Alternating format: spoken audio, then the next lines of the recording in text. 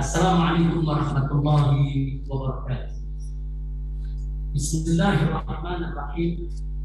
Subhanallahil jabbar qahhar. Walhamdulillahil ghaffar sattar. Wassalatu wassalamu ala nabiyil muhtar wa ala alihi al-muhtar wa ashabihi al-akhyar wa atba'ihi al-abrar. Nota keberatan eksepsi Habib Muhammad Rizik Syihab atas dakwaan jaksa penuntut umum perkara 2 PDM Strip 16 garis miring DKP CIM garis miring FU garis miring 03 garis miring 2021 tentang swab tes COVID-19 di Rumah Sakit Umi Bogor. Sebelum saya menyampaikan bantahan dan sanggahan saya atas dakwaan jaksa penuntut umum, maka terlebih dahulu saya mengingatkan diri saya khusus dan umumnya kepada majelis hakim yang mulia, seluruh pengacara yang tercinta, semua jaksa penuntut umum yang terhormat, dan segenap para pecinta keadilan. Ketahuilah bahwasanya salah satu nama Allah Subhanahu wa Ta'ala adalah Al-Adil, yang artinya adalah Maha Adil.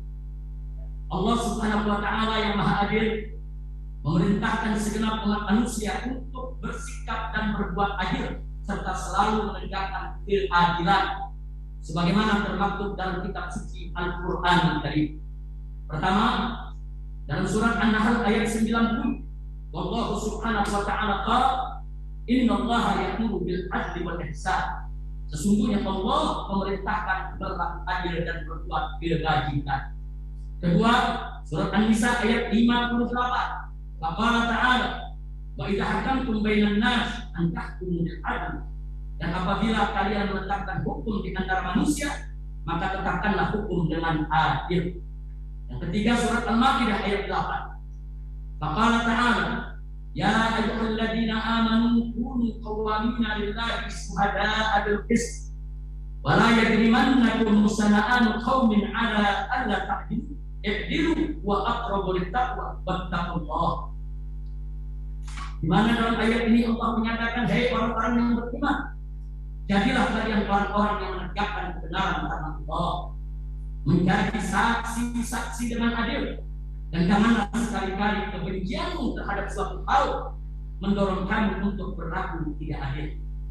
Berlaku adillah, karena adil itu lebih dekat kepada takwa, dan bertakwalah kalian semua kepada Allah. Yang keempat, surat Al-Maidah ayat 42. Allah Ta'ala wa in hakamta fahkum bainahum bil qist innallaha yuhibbul muqsitin. Allah menyatakan, jika kamu memutuskan perkara di antara mereka, maka putuskanlah dengan adil. Sesungguhnya Allah menyukai orang-orang yang adil. Yang kelima, surat Al-An'am ayat 152. Wa idza qultum fa'dilu walau kana dha qurba. Dan apabila kamu berkata, maka adillah walau terhadap kerabat orang dekat sekalipun. Dan Allah Subhanahu wa Ta'ala yang Maha Adil mengharamkan kezaliman atas zat dirinya sendiri dan atas segenap umat manusia. Allah Subhanahu wa Ta'ala yang Maha Adil berfirman dalam hadis qudsi, kama qala Nabi sallallahu alaihi wasallam, yarwi an rabbi annahu qala ya ibadi inni haramtu dzulma ala nafsi wa ja'altuhu muharraman bainakum fala tadhalamu.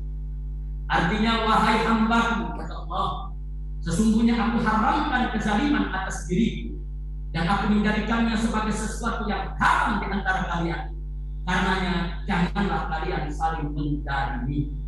Lalu Rasulullah sallallahu alaihi wasallam menegaskan dalam hadisnya, kama qala Nabi sallallahu alaihi wasallam, iyyakum wadzulma fa inna dzulma dzulumatun yaumal qiyamah. Jauhilah oleh kamu sekalian kezaliman, karena kezaliman itu merupakan aneka kegelapan hari kiamat.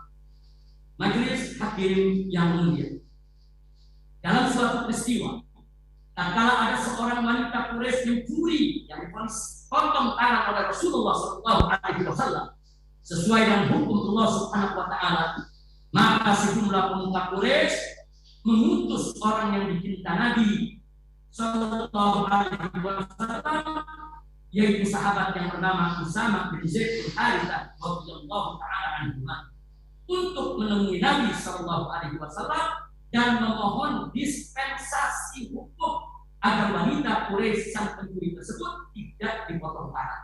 Namun Rasulullah Shallallahu Alaihi Wasallam marah seraya berkata, "Ya Usama, atas taufihat dan hududillah, hei Usama, adakah kamu ingin memberi maaf atau keringanan atau dispensasi dalam perkara hukum apa yang sudah ditetapkan oleh Allah Subhanahu wa Ta'ala?"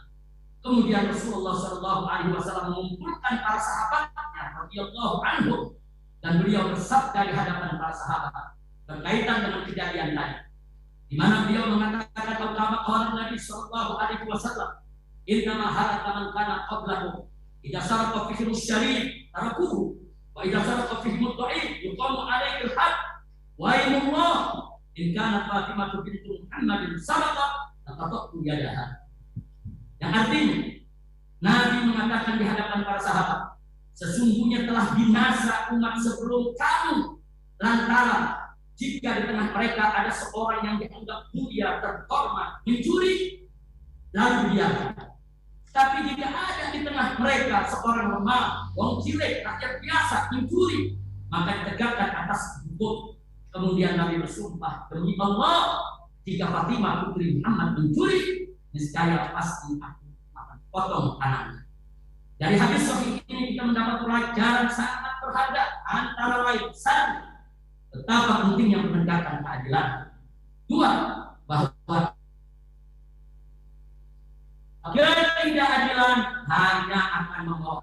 Tiga, tidak boleh ada diskriminasi dalam penegakan hukum. Empat, betapa adilnya Nabi kita tercinta Sayyidina Muhammad Sallallahu Alaihi Wasallam.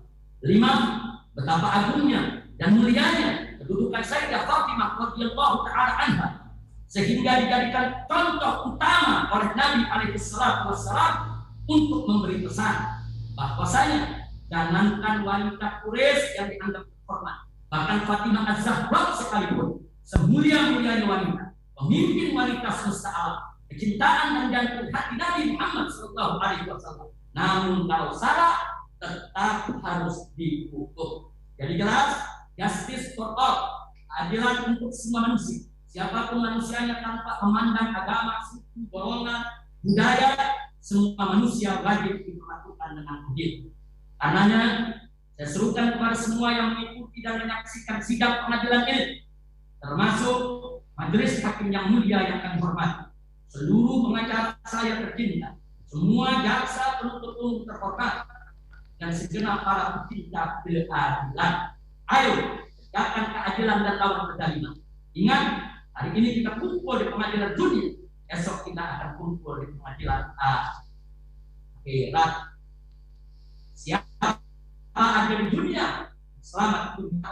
Siapa zalim di dunia, binasa dunia dan akhirat. Sekali lagi, ayo tegakkan keadilan dan lawan kezaliman. Selanjutnya, saya masuk ke 1 Romawi dan eksepsi yang sudah saya siapkan. Pendahuluan kepada yang mulia majelis hakim, kepada yang tercinta seluruh pengacara dan advokasi saya, kepada yang terhormat semua jaksa penuntut umum, kepada yang istimewa segenap pecinta keadilan. Setelah saya membaca dan mencermati dari balik jeruji sel rutan Mabes Polri, bahkan mendengar pembacaan dakwaan jaksa penuntut umum dalam sidang ini terkait kasus swab tes COVID-19 di Rumah Sakit Umi Kota Bogor, maka sebagai pendahuluan saya terlebih dahulu menyampaikan keprihatinan yang mendalam atas dakwaan jaksa penuntut umum yang penuh dengan fitnah dan tuduhan keji terhadap saya dan menantu saya yang bernama Habib Muhammad Hanif Alatas, juga terhadap Direktur Utama Rumah Sakit Umi Dr. Andi Tata. Majelis Hakim yang mulia, pada tanggal 10 November 2020, saya dan keluarga tiba di Bandara Soekarno-Hatta, Cengkareng. Di pintu pesawat, paspor kami dan surat bebas COVID dari otoritas Saudi diambil salah seorang petugas bandara untuk diurus keimigrasian. Namun, kami tidak bisa mengikuti petugas tersebut karena dari depan pintu pesawat sudah penuh dengan massa pendukung. Dan di dalam gedung bandara yang kami dihadapi ribuan massa, sementara di luar gedung bandara sudah menunggu jutaan massa penjemput. Akibatnya, kami tidak bisa lagi bertemu dengan para petugas bandara, sehingga kami tidak pernah mendapat penjelasan tentang pandemi dari pihak bandara, baik secara lisan maupun tulisan. Baru saat pekan berikutnya, itu sekitar tanggal, maaf, di sini ada perbaikan, halaman 4, tanggal 16, salah ketik. Sekitar tanggal 17 November 2020.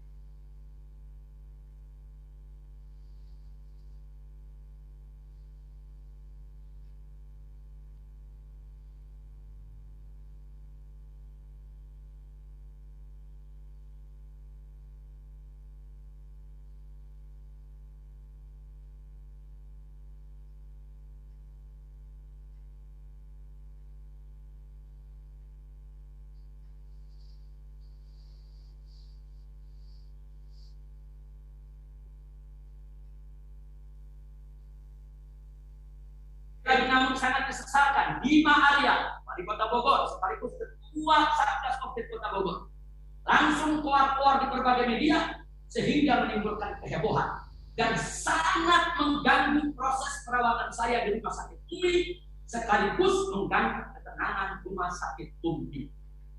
Akibatnya, keesokan harinya pada tanggal 27 November 2020 pagi, Rumah Sakit Umi dibanjiri aneka karangan bunga dari para pengirim yang tidak jelas, berisikan pesan dengan satu frame, yaitu Habib Rizik positif COVID.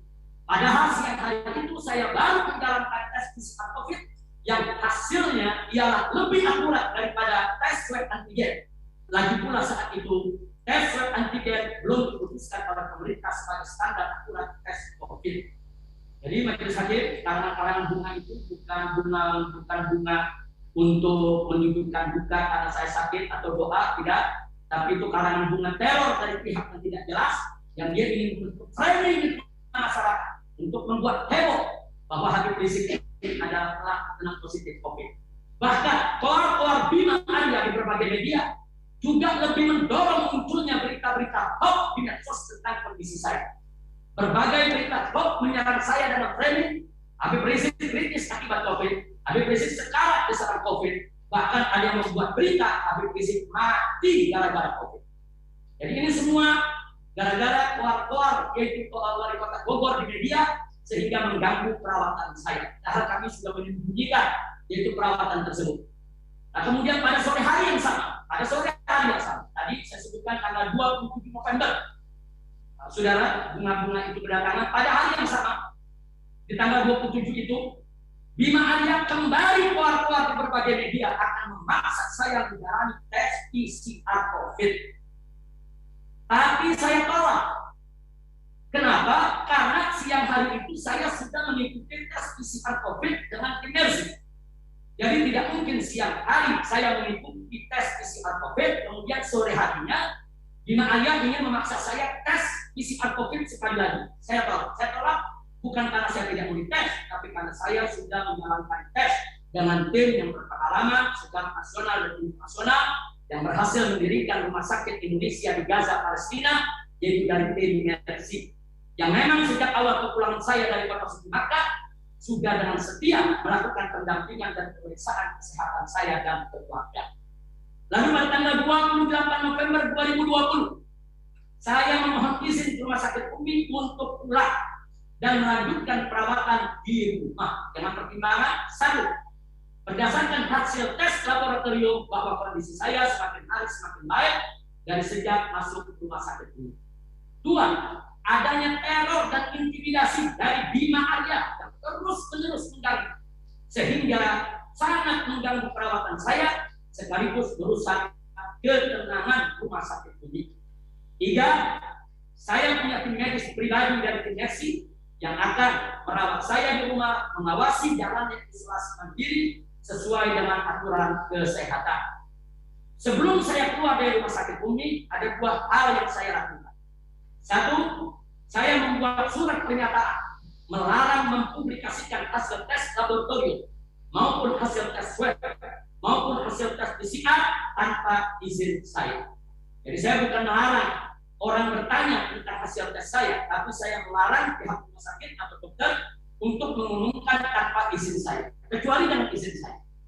Nah, sesuai dengan undang-undang kesehatan, saya sebagai pasien punya hak dilindungi untuk tidak sembarangan pihak manapun menyebarluaskan hasil pemeriksaan tersebut. Dan saya gunakan hak berdasarkan undang-undang kesehatan.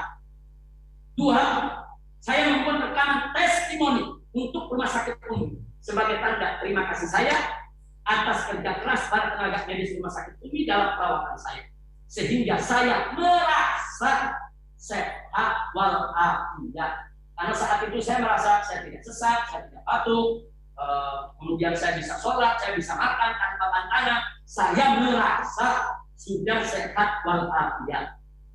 Kemudian setelah saya pulang sampai di rumah tanggal 28 itu, esok hari pada tanggal 29 November 2020, saya mendapat kabar dari tim Mercy bahwa hasil tes PCR bahwa saya positif COVID. Nah, tapi dengan catatan dari tim Mercy bahwa positif COVID saya sedang landing, sedang mengarah kepada arah sembuh. Tapi sungguh pun demikian, tim Mercy mengingatkan wajib melanjutkan isolasi mandiri di bawah pengawasan tim Mercy hingga sembuh.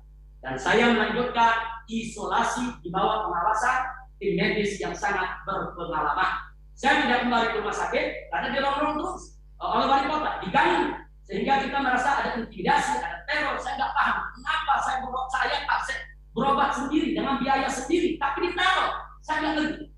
Saya nggak paham betul-betul prihatin kok kita sedang sakit, bisa sedang merawat diri. Mestinya Bima Arwah yang bersyukur ada warganya yang punya uang sendiri, merawat diri sendiri dalam keadaan sakit, bukan mengganggu. Mestinya Bima Arya itu urus saja masyarakat miskin yang tidak mampu berobat, yang banyak kena COVID. Kenapa harus mengganggu saya yang sedang berobat? Saya sakit, dirawat di rumah sakit oleh dokter yang berpengalaman, dan rumah sakit yang saya datang adalah rumah sakit resmi rujukan COVID Kota Bogor. Artinya saya sudah melakukan hal yang tepat. Saya sakit, saya berobat sakit, saya berobat, dan saya siap untuk dirawat di rumah sakit 1 bulan ataupun 2 bulan, terserah bagaimana pandangan dokter. Tapi karena diteror, diintimidasi dengan berbagai macam, yaitu framing, akhirnya saya putuskan untuk pulang ke rumah dan dirawat di rumah oleh tim medis dari Mercy. Saya lanjutkan. Pada tanggal 30 November, ada aksi demo kecil-kecilan berjumlah kurang lebih 20 orang di depan rumah Mutiara Sentul, tempat tinggal saya. Namun anehnya, para pendemo datang bareng bersama polisi, bareng bersama Satgas COVID, bareng bersama wartawan, bahkan dari salah satu televisi nasional. Mereka seperti janjian untuk berdemo, yaitu di tempat tinggal saya. Dan demo hanya berlangsung selama 20 menit saja.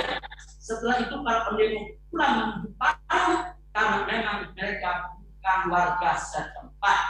Artinya demo itu diduga kuat sebagai rekayasa dari pihak-pihak tertentu untuk mengesankan seolah-olah akibat perawatan saya di rumah sakit ini ada keonaran. Akibat berita yang saya sampaikan ada keonaran. Akibat saya merahasiakan pemeriksaan di rumah sakit ini.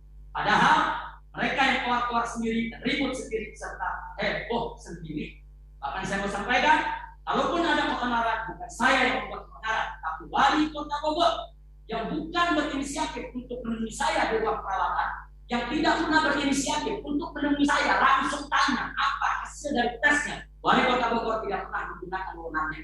Wali kota Bogor Bima Arya, beliau sebagai wali kota, beliau sebagai ketua Satgas COVID Kota Bogor, beliau didampingi Kapolres, beliau didampingi oleh Dandim, beliau punya hak untuk masuk setiap ruang perawatan yang ada di rumah sakit ini. Jadi kalau beliau beralasan saya mau ketemu tapi dihalangi, tidak ada yang menghalangi. Kalau dia katakan mantu saya menghalangi, tanggung saya punya mantu. Saya punya mantu bukan menghalangi, hanya memberikan kabar ayah tidak ditemui, ayah sedang istirahat. Tapi kalau Bima Arya menggunakan kekuatannya sebagai wali kota, didampingi dengan Kapolres dan saat itu Dandim, nggak ada yang bisa melarang beliau mencegah dia untuk masuk ke kamar saya. Tapi itu tidak pernah dilakukan oleh Bima Arya. Dia tidak menggunakan wewenangnya. Dia lebih suka keluar-keluar depan media, keluar-keluar depan kamera, keluar-keluar depan wartawan, hanya mempolitisir dan mendramatisir saya sedang dirawat. Demikian fakta kejadian perawatan saya di Rumah Sakit Umi, sehingga saya nyatakan di sini tidak benar cerita karangan yaitu jaksa penuntut umum dalam dakwaannya. Jaksa penuntut umum dalam dakwaannya banyak bercerita ngarang bebas, ngarang-ngarang yang saya sendiri tidak pernah alami, saya tidak pernah tahu keterangan dari mana. Nanti akan kita bacakan dalam bantahan dan sanggahan kepada setiap dakwaan. Nah, di sini saya ingin tegaskan, satu, bahwa hasil tes swab antigen saya dan istri pada tanggal 23 November adalah reaktif, bukan positif COVID. Dua, bahwa pada bulan November 2020, sekali lagi, pada bulan November 2020, tes swab antigen belum jadi tes standar COVID. Sehingga hasil tes swab antigen pada bulan November 2020 yang saya dapat dari istri saya belum bisa dijadikan dasar untuk memutuskan positif COVID. Tiga, bahwa tes swab antigen baru disahkan sebagai tes standar COVID-19 melalui Surat Keputusan Menteri Kesehatan RI nomor HK-/Menkes/446/2021 tanggal 8 Februari 2021. Jadi pada saat saya dirawat bulan November, tes swab antigen belum menjadi standar ukur untuk menentukan COVID. Baru pada tanggal 8 Februari 2021 ada keputusan Menteri yang menjadikan tes swab antigen sebagai tes standar COVID. 4. Bahwa saya dan istri jalani tes PCR tanggal 27 November 2020 di Rumah Sakit Umi di bawah bantuan tim Mercy dan pengawasan mereka. Dan tanggal 28 November 2020 kami sudah keluar dari Rumah Sakit Umi karena alasan yang sudah kami sebutkan tadi. Karena kami mengalami teror dan intimidasi dari wali kota Bogor dan gerombolannya. Kemudian pada tanggal 29 November setelah kami ada di rumah kami di Sentul, kami dapat kabar dari tim Mercy bahwa kami positif COVID sehingga harus lanjut isolasi mandiri lagi, dan kami pun jalan isolasi mandiri di bawah pengawasan tim Mercy.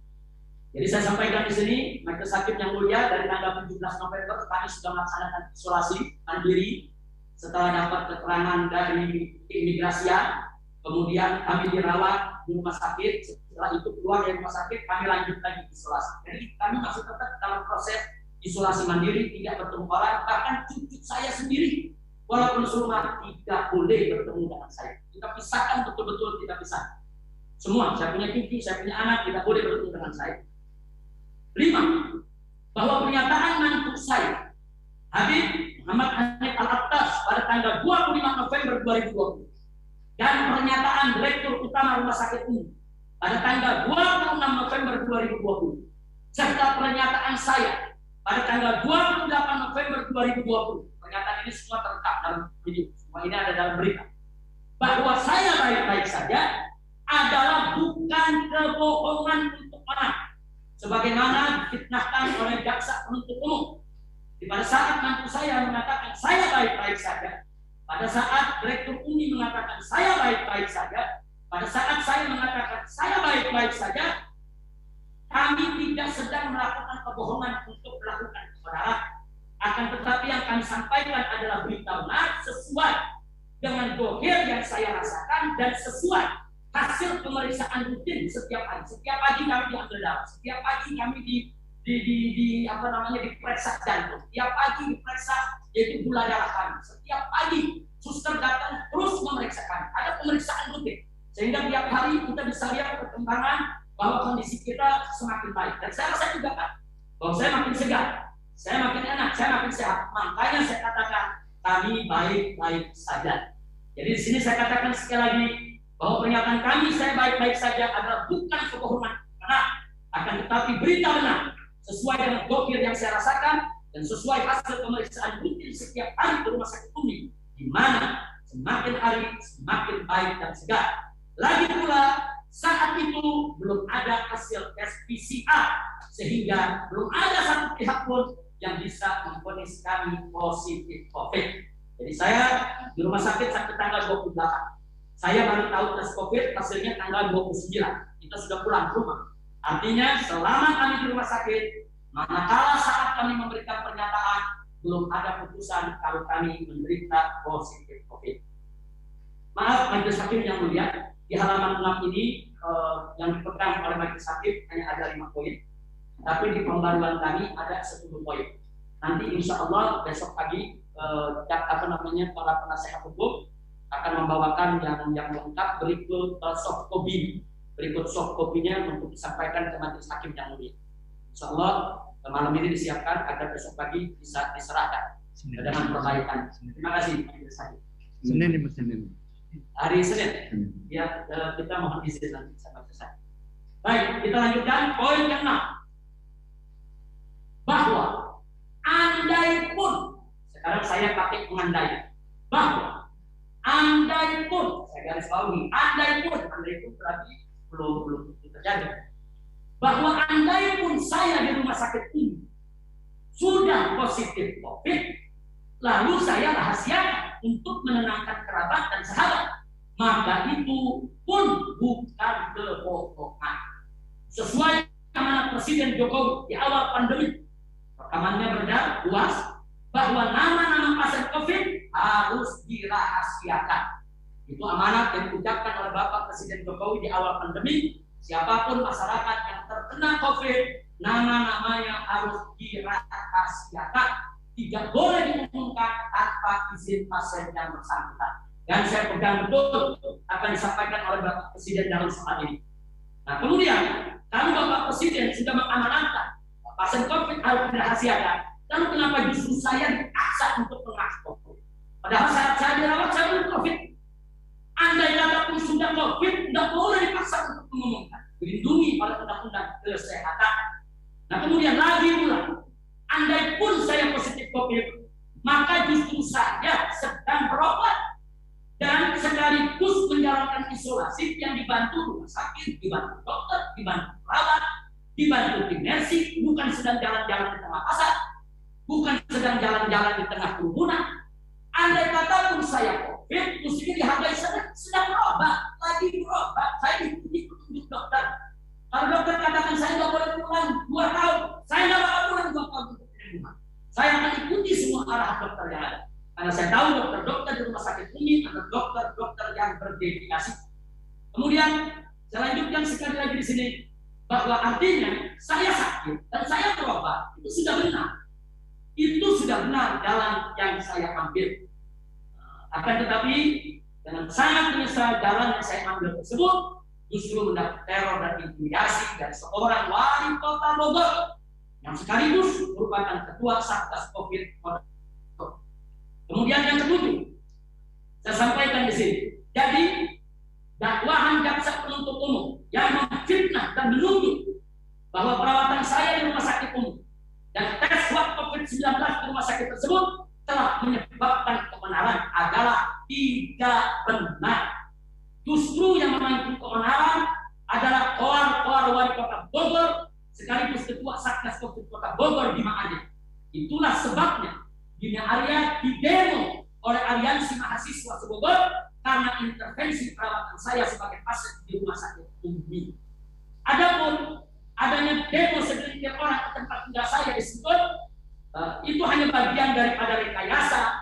Akan tetapi alhamdulillah ternyata itu juga sekaligus menjadi bukti akibat daripada koar Bima Arya. Ini yang ingin saya sampaikan. Soal 2 demo ini disampaikan oleh jaksa penuntut umum sebagai bukti adanya pro kontra di tengah masyarakat. Di sini saya menyatakan alhamdulillah kedua demo tersebut tidak menimbulkan kebenaran, hanya sebatas penyampaian pendapat yang dijamin oleh undang-undang. Ada 2 demo berjalan tertib, menyampaikan pendapat, melindungi undang-undang. Tidak pantas jaksa penuntut umum menyebut itu sebagai bukti keonaran.